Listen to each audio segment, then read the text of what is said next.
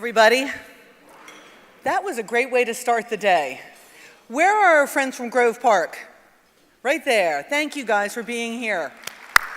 And more importantly, thank you for the excellent work that you're doing in a really tough neighborhood to create wonderful opportunities for families that will last generations. So thank you for that. Good morning, everybody. We're so glad you're here. We have an amazing day scheduled today. It will be full. You will get your steps, and we will learn a lot together. But before we get started today, I wanted to first thank our friends in Orlando, Lift Orlando, for a great panel yesterday. Eddie, Tim, Tom, Steve, Sandy, what a wonderful panel. Let's give them a hand for sharing with us what they've been working towards. And what an incredible tour and reception. A great way to kick us off at Camping World Stadium, getting a chance to see Pendana, and learning more about the improvements to come in the wonderful neighborhood of Westlake. So thank you again to all of our friends from Orlando who gave us a great day yesterday.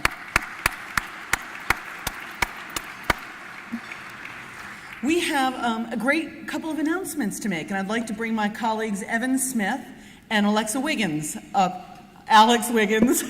So you guys have to understand, we now have Alex and Alexa on our staff. But we've got some great announcements. Come on up, you two. Good morning. My name's Evan. Thank you, Carol. So let me find the clicker. This is it. Cool. So on behalf of the Purpose-Built team and network, I'm really happy to welcome Reach Riverside to the Purpose-Built network. Yes. I'm going to spend a few minutes telling you about their effort. REACH, this is a clever group, is an acronym for redevelopment, education, and community health. The team takes community engagement very seriously. Residents, local and state government, universities, some housing partners, community wellness and education partners, healthcare systems, philanthropy, and business community are at the table. We are impressed by the group's commitment and ability to get things done. They identify, engage, and nurture talent. They operate with a collaborative spirit. So here's their city and some of the key assets that are going to make their effort a reality. The neighborhood is home to Kingswood Community Center, a wonderful place which will continue to enhance community wellness. Eastside Charter School, a pre-K through 8 school, which will anchor the education pipeline, and Riverside Family Development. Additionally, there's some already acquired vacant land that might allow them to do some creative things as they think about the phasing of their housing. Education and community wellness will be enhanced by the Warehouse, a 43,000 square foot, nonprofit co-working and teen programming space. I think everybody might want a warehouse at some point.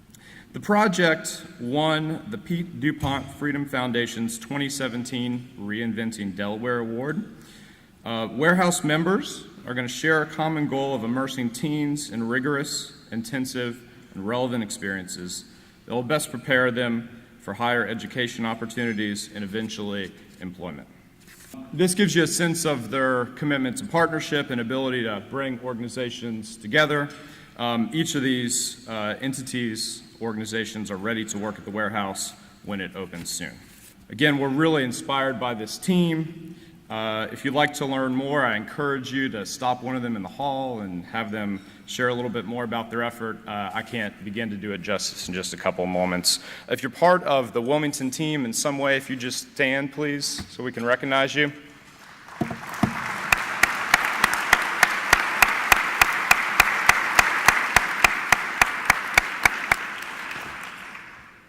Charlie, Logan, Dave, many others, thank you all so much. We're excited for what's ahead. With that, I'll turn it over to Alex. Thanks, Evan. Good morning, everyone. So, on behalf of the Purpose-Built team, I'm excited and happy to welcome Naughton from West Palm Beach to the network. Thank you. The Naughton Now team has assembled an engaged community quarterback board And we're really excited about their dedication to education and the high level of local support and momentum that they have. North End Now will revitalize the historic North West Palm Beach neighborhood so people of all incomes can thrive and remain in the North End. Several key stakeholders currently call this neighborhood home, including St. Mary's Hospital, which has taken the lead on the community health and wellness strategy, Northmore and Northborough Elementary Schools, which will anchor the education pipeline in the neighborhood through a collaboration with Palm Beach County Schools, and Rybovich Marina, which serves as a major economic generator for the community. This is just a testament to the level of commitment and collaboration that this group has as well. They've partnered with several community stakeholders to achieve their vision for change. Each organization shares the vision of holistic community revitalization in the historic North End and is committed to seeing this through those current and future residents of Northwest Palm Beach. This is just one example of their ability to garner support at the local level. If you'd like to learn more about the North End Now team and their efforts, please connect with one or more of their team members and representatives. So if you're in the North, if you're representing West Palm Beach today and North End Now, go ahead and stand up for us.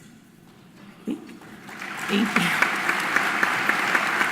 Congratulations and welcome to the network. I'm going to turn this back over to Carol.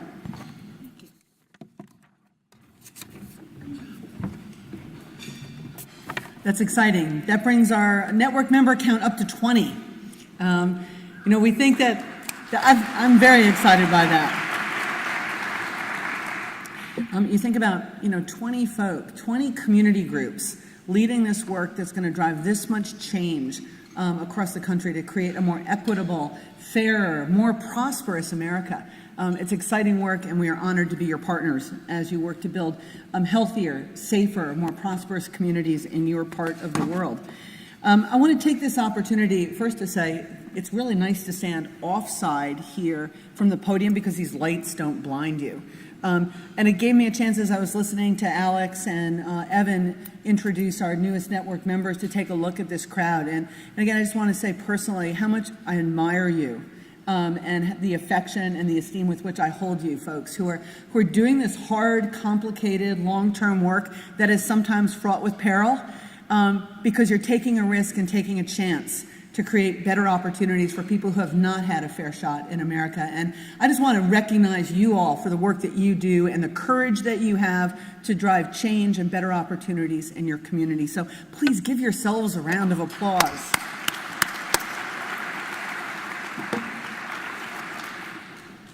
I want to spend a little bit of time sharing with you what's going on around the network and how this model that started in the East Lake neighborhood of Atlanta has evolved and is being customized to make sense in communities that are very different from one another.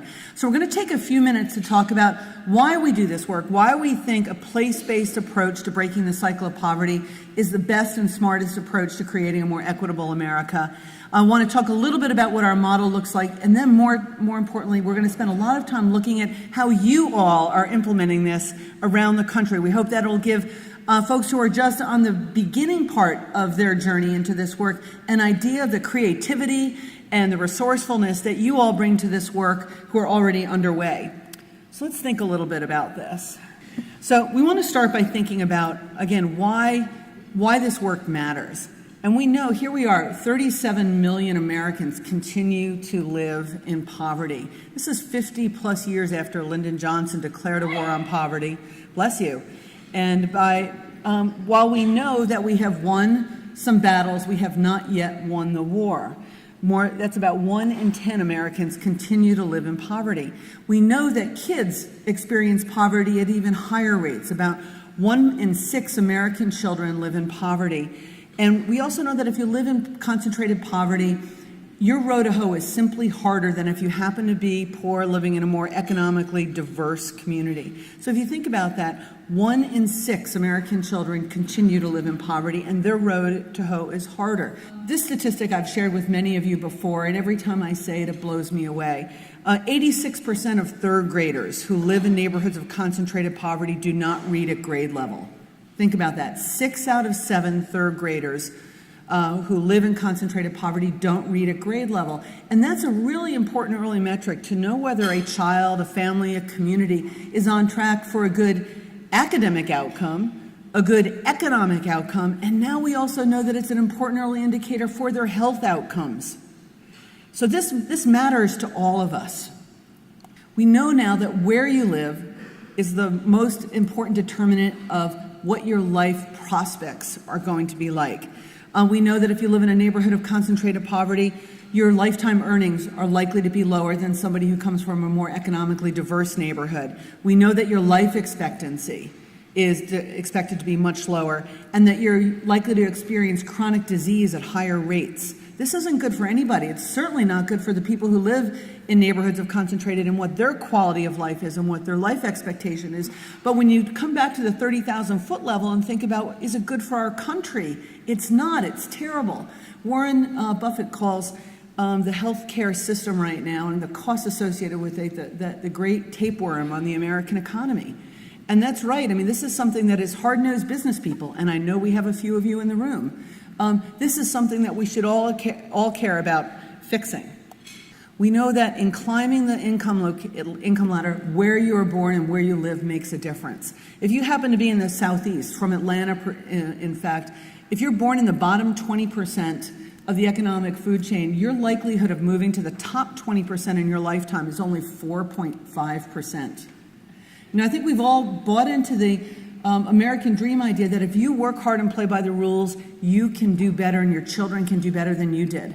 But what we have found is that because of the practices that have been put in place over time, that's simply not true if you happen to be born into certain neighborhoods, and we'll talk more about that in just a minute.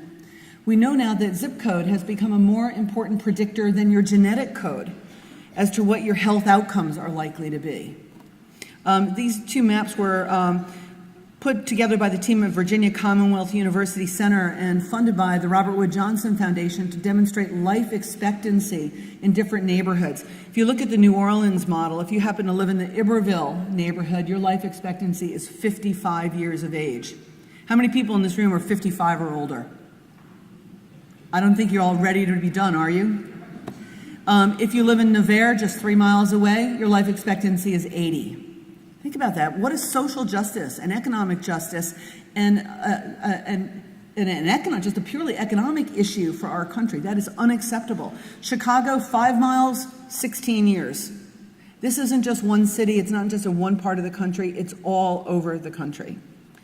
We also know that your environment and your behavior are much more weight heavier in terms of your likelihood of experiencing a premature death. And so it took me actually a long time to appreciate this, and I know Shirley Franklin is the person who helped me get there. I used to conflate health with access to health care. But what we know now is that the social determinants of health make a huge difference in your life, how you experience your life, the quality of life, and how long you're likely to live. We know that environment and behavior, the kinds of things that we as community developers can influence, can impact up to 60% of premature death. This is an important issue for everybody. So this is something that we have had to come to terms with, I think, as both an organization and a movement, that residential racial segregation was maybe the most impactful and successful public policy of the 20th century. That's a terrible thing to say, but it's true. I think Richard Rothstein's book did a great job at calling out the policies and practices all over the country that systemically made it harder for African Americans to get ahead in this country. We'll talk a little bit more about that throughout our conference. If you look at these maps of Kansas City, Baltimore, Chicago, and St. Louis, these are where African Americans live in those cities today, represented by the green dots. And what's still so striking is how straight these lines are. You know, these policies that were put in place over the last 100 years have had this incredible sticky impact. They've stayed in place and kept people trapped in all different kinds of neighborhoods that have trapped them in poverty all over the country. This didn't just happen in the South, it happened everywhere. So we also know, and again, Richard Rothstein's book was kind of the wake-up call for us on this, that it was the public policies implemented by our federal, state, and local governments all across the country and the private actions of others that created neighborhoods where people didn't have a chance to get up, where they didn't have a chance to build wealth, Most white Americans have built familial wealth through home ownership. And that was dependent on being able to own and finance a home in a neighborhood where the property values were expected to go up over time. And if you were an African American person trying to get financing, you were unlikely to be successful. You weren't able to get financing through FHA or through the GI Bill. And so families didn't have a chance to finance, purchase homes, and build the kind of wealth that has been taken for granted in the white community. We need to understand this and understand that the neighborhoods that we care about weren't created by accident. They were created by the intentional policies. And while not a single person in this room is responsible for putting those policies in place, every single one of us is responsible for helping to unpack their impact. Every single one of us.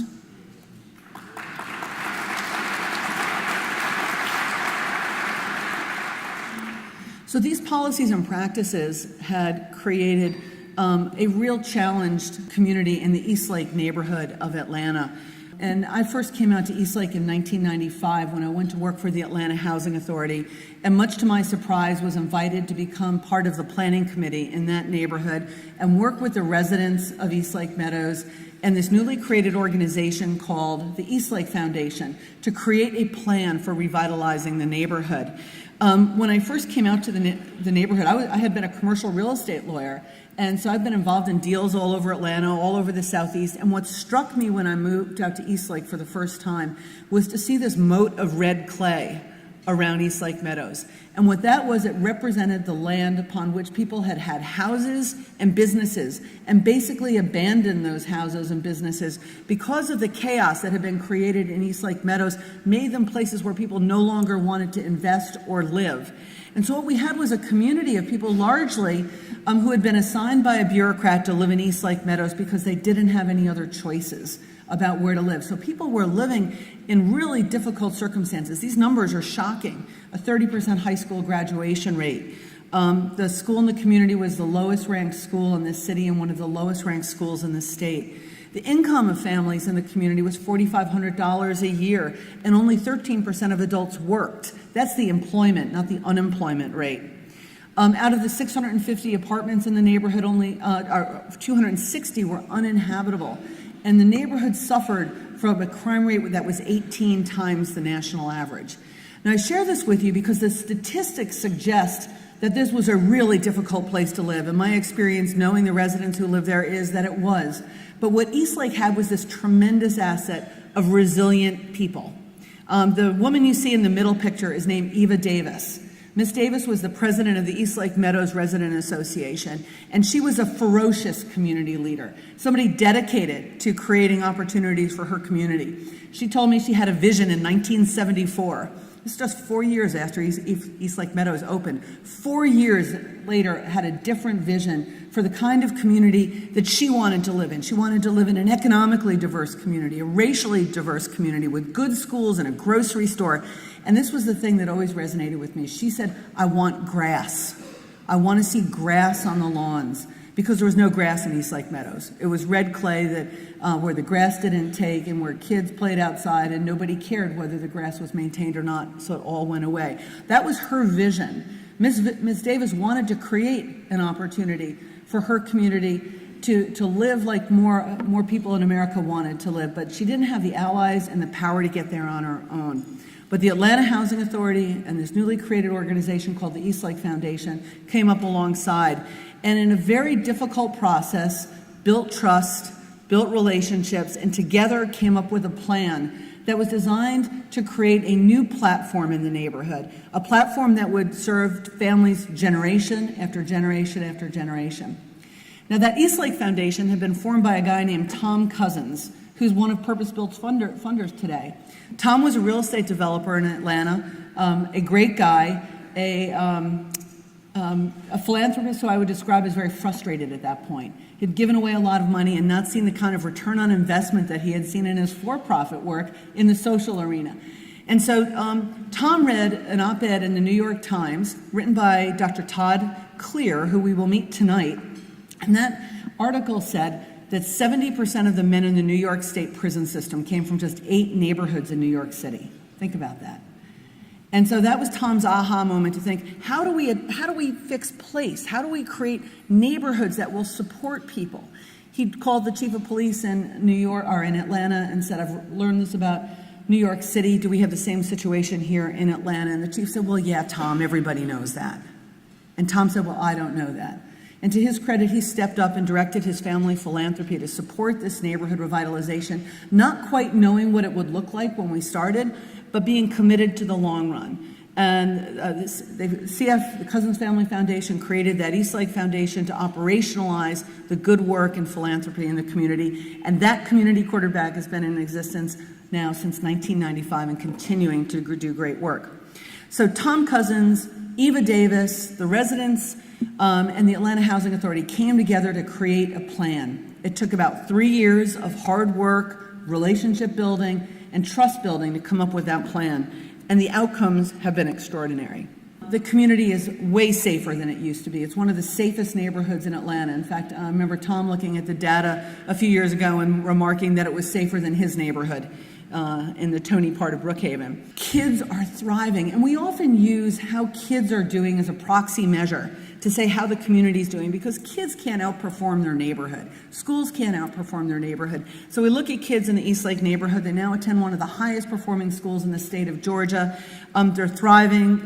The first class at Drew Charter School had 100% graduation. Second year, 97% graduation. Everybody's on track to go to college or other post-secondary education to make sure that they are going to be able to live a happy and wonderful life. Incomes for the public housing assisted residents are 5 to 6 times higher than when we first started. Virtually everybody works unless they're elderly or disabled. And we're seeing now an exciting new development of social capital and social cohesion develop in the community because everybody is tied together through Drew Charter School, and that's a wonderful thing. I left the Housing Authority in 2001 and became the executive director of the Eastlake Foundation. And my job was to help make these pieces work together, because what we learned very early on is that co-location does not equal collaboration. Even with well-meaning partners who want to be at the table, who came together specifically, you've got to have a group that can drive them and push them forward together. And that's what the Eastlake Foundation became, what we call a community quarterback. And this is the secret sauce to the purpose-built model. We clarified what we did in Eastlake. We used to think, oh, we did everything, but we really didn't. We focused on 3 key strategies. One was a neighborhood-level strategy. It wasn't citywide, it wasn't countywide, it was a deep dive into a neighborhood. In that neighborhood, there were three key strategies that were followed. First, creating high-quality mixed-income housing that would serve people beautifully. Second, creating a cradle-to-college education pipeline.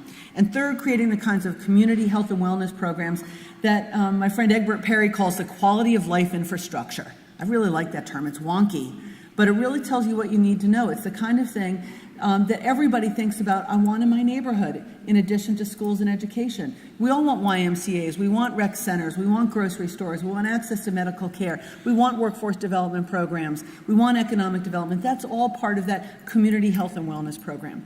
But the secret sauce is really the community quarterback. The community quarterback helps all these partners not just get started, but work together effectively at really high levels to get excellent work together to help create wonderful outcomes for the people who live in the community. And it's this secret sauce that I think is one of the most important innovations that Purpose-Built has brought to the field. So let's see, what does this look like across the network? What does a community quarterback look like? It's something that didn't exist until about 20 years ago, so it's not a concept that's well known within the community development field.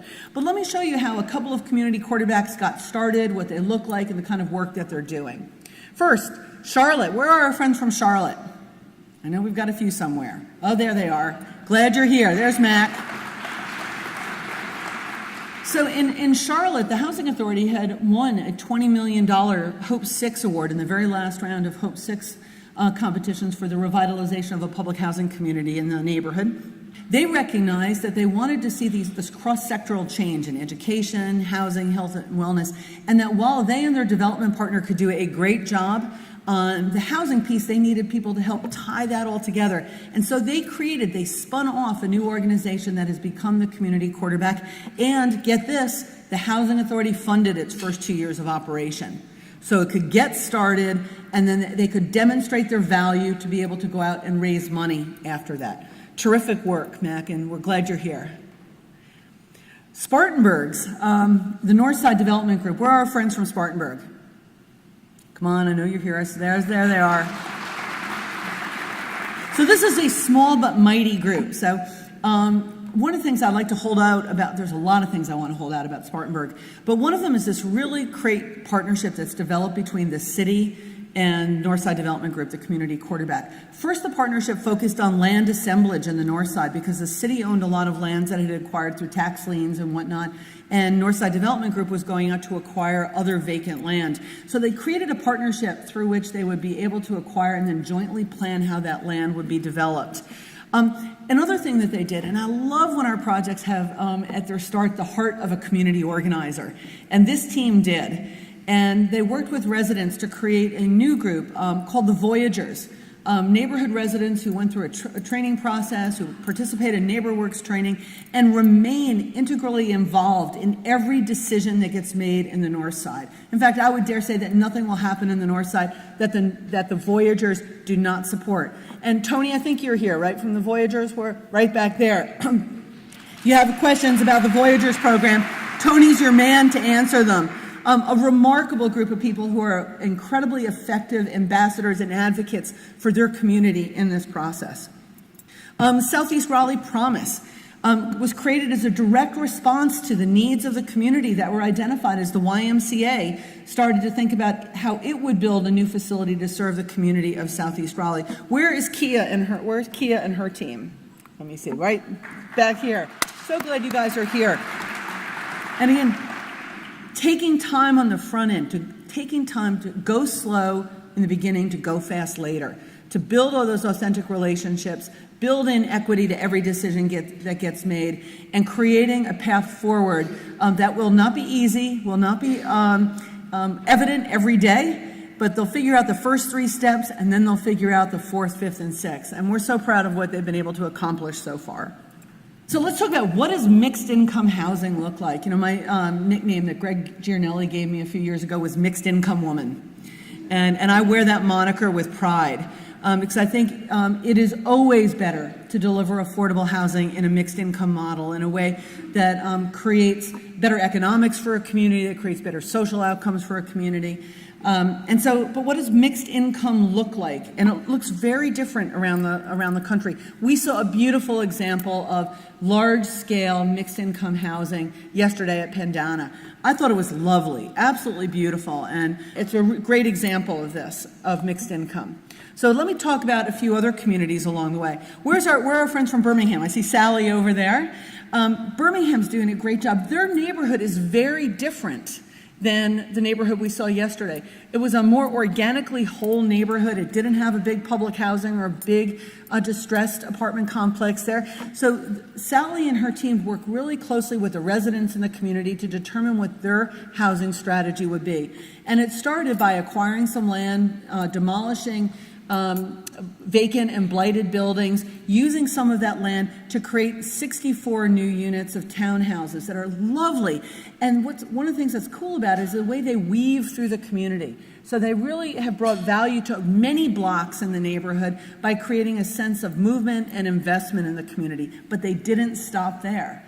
Because this neighborhood had lots of single-family homes, Sally got really creative and applied for a grant from the National Mortgage Fraud Settlement for $500,000, and then leveraged that with other donations and created a wonderful home ownership repair program to invest in the people who already lived in the neighborhood, who had been homeowners in the community, and were able to do all kinds of repairs, roof repairs, plumbing repairs, kitchen repairs, getting porches connected back to houses, creating, there are some people who've been living without working plumbing for a long time, getting all these things fixed. A really creative solution to help bring meaning to mixed income.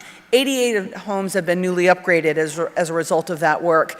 And now they're building 12 new market rate units on a block, 12 market rate single family homes. Again, thinking about we want a mix of incomes in the neighborhood, and we want to reflect the history and the character of the neighborhood. And this is a beautiful example of adopting the mixed income housing strategy to fit your neighborhood. Grand Rapids, where's the Grand Rapids team here? Woo! Amplify GR. They're stabilizing homeowners by providing grants to existing homeowners. In the last 6 months alone, they've provided 30 grants to help homeowners improve the quality of their house. They've also just selected Brinshaw to be their developer of their mixed income rental property, so they're cooking with gas now. Tulsa is growing together. Partnership is working to increase home ownership rates in the community. They've had, I guess about for 12 years, a really lovely mixed income housing development that McCormick Barron did a few years ago that anchors the neighborhood with high quality housing that serves people across a broad range of incomes. But now they're focusing on home ownership. How do we create partnerships with groups for like University of Tulsa, Habitat for Humanity, and others to create great single-family home ownership opportunities? So again, taking this model and making it work for the community where they are. By the way, where's the Tulsa crowd? All right, there's Kirk, thank you. PACT, our friends from Columbus. I saw David earlier today. Oh, David right over here. David Kofer with PACT. PACT leveraged a choice neighborhood grant, almost a $30 million grant a few years ago, to redevelop Poindexter Village. McCormick Barron is their developer. They've done a great job, created beautiful new mixed income homes for families, and now they're focusing on the rest of their geography. And that's going to be an exciting work. They're doing home ownership opportunities, as well as thinking about other mixed income rental opportunities down the road. You can see this is a beautiful interior shot of one of the homes at Poindexter Village. So, what does a cradle-through-college education pipeline look like? We're going to show you different pieces of the pipeline from several different communities. So I'm going to brag on our friends in Eastlake. Where's the Eastlake team? All right, back there, back there. And I know Don Duran and Cynthia Kuhlman and Lindsay James are here from Drew Charter School. So the Eastlake pipeline is in fact complete now. It's only taken 20-some years. But the pipeline is in fact complete, and now there are 2,000 kids who are part of the Cradle-through-college education pipeline with really high outcomes, kids who can compete with anybody around the globe. And that's really the end game, right? If kids can't compete, they can't be successful long run. School's in the top 20%. It is a public charter school, the first public charter school in the city of Atlanta, one of the first in the state. It's now been in existence almost 20 years. In New Orleans, Jerry Baruch, I saw Jerry over there. Hello, the first purpose-built project outside of Atlanta. Jerry and two of his colleagues stepped up after Hurricane Katrina had destroyed so much of the Gulf Coast in New Orleans, and were connected to us by a mutual friend, and they stepped up and they said, we don't know how we're going to do it, but we're going to bring this model back to New Orleans, and they have done a beautiful job at it. The apartment complex is spectacular, but I want to hold them up for education today. They have already created the first EduCare Early Learning Center in the Deep South. There are now a couple of others. 167 little geniuses served every year. And later this year, the first KIPP school in a new building in New Orleans will open on their site to serve about 650 kids from kindergarten through 8th grade. So we are thrilled to make that announcement, and I know you all want to go down and see the great work that they're doing. So congratulations.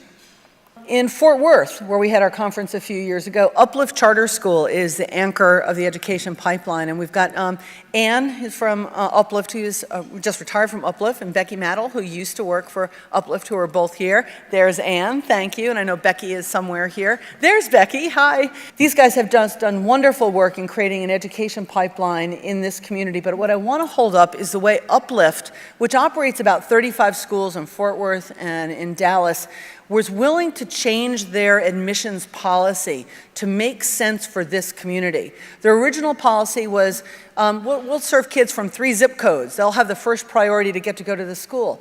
And their board agreed to create a special, do it only here, process that would give the first priority to the kids who lived directly in the neighborhood, on the geography, and in the mixed income housing that was being built. So that's, I think, a great example of an implementation partner saying, you know, the way we've been doing business works in our other places, but we've got to do business differently here to take advantage of all the other opportunities here. So I want to hold Uplift and recognize them for the great work and the creative partnering that they've done to serve the little geniuses in Fort Worth.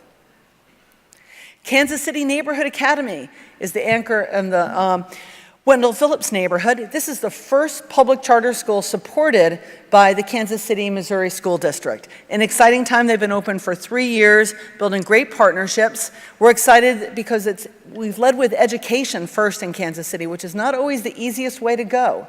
But now there's an opportunity to do mixed income housing right across the street from the new school. So we are thrilled at how they're working with the school district to create more opportunities for kids in this neighborhood. So what does community health and wellness look like across our network? Some really great examples of creative partnering. Many of you were at our conference last year in Omaha and had a chance to see the Accelerator building. The Accelerator building is almost complete now. Most of it's operational. It's a community center on steroids. I don't know how else to describe it, but it is spectacular in terms of its architecture. In fact, it was featured on the cover of Architecture magazine last week. But it's not just the architecture, is what it does. It brings people from inside the community and outside the community together. It includes both for-profit ventures like coffee shops and a food court, a food hall rather, as well as educational sites for Metro Community College and for a coding program. There'll be a big aquaponics farm there, and some really much needed venue space. So people in the neighborhood can actually hold events in their own neighborhood. They don't have to leave if they don't want to. They have a place where they can do it. Connect Communities in Houston, Texas, led by Ann, is doing terrific work. These guys are bringing together wonderful partnerships, cross-sectoral partnerships to create healthier neighborhoods and building social capital. Now, this part of Houston is a remarkable place. It's called Gulfton and Sharpstown. And it is where the world goes when it emigrates to America. People talk about not emigrating to Houston. They talk about moving to Gulfton and to Sharpstown. And so there are people from all over the world that speak hundreds of languages, that share different faiths, and they've all been able to come together through this work to create a healthier neighborhood and build stronger communities. And we're very excited about that work. Where's Ann? Right there. And our Houston team. Great job, you guys. Exciting work. And in Indianapolis, two great things in the health and wellness program. The YMCA and Indiana University partnered together to create a new joint center that would include both a YMCA branch as well as a federally qualified health clinic. And so that serves the neighborhood. They've also been able to create a new grocery store, and our friends at LIF helped to finance that. So again, thinking about how do you bring all the things together that every community needs. It looks different everywhere because it's responding to the needs of particular communities. So, leaders, you all are doing this differently and doing it well all over the country. We are now up to 20 network members, as you can see from the map. The red dots represent some of the prospects, some of you who are vetting us and vetting your community to see if what we know how to do will help solve the problem that you want to solve, help get you to the place where you want to get to. We could not be more thrilled to have you all here. So let's talk about the change that 18 network members have generated so far. Almost 3,000 new mixed income housing units across the country. Almost 6,500 people living in those housing units.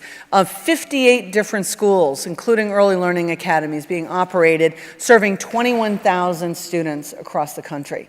You guys are making a difference every single day in this work.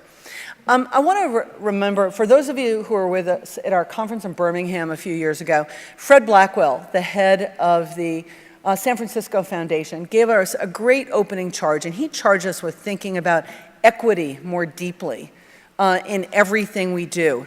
And I think we heard that message, and I know you've heard it, and so I think we are embedding equity and calling out equity as a core value for every decision that gets made, every way we look at a problem, put an equity lens on it.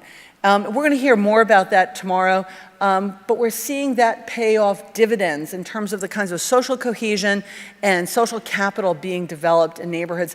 I think when we come back and look at this work 20 years from now, 30 years from now, that's going to be one of the great things that we see, a sense of social cohesion and social capital that's developed that help people in communities become more successful at advocating for themselves and creating opportunities for their children. I want to share, this is our end game, producing neighborhoods that produce happy, healthy, economically mobile young people. That's the end game. If we're doing that, we're firing on all cylinders. So we're excited for the rest of today. We've got a lot going on today. We're going to hear from our next speaker in just a few minutes. And thank you. I hope that this has helped you appreciate the creativity that you all bring across the network to deliver this model in ways that make sense in your community. So thank you very much.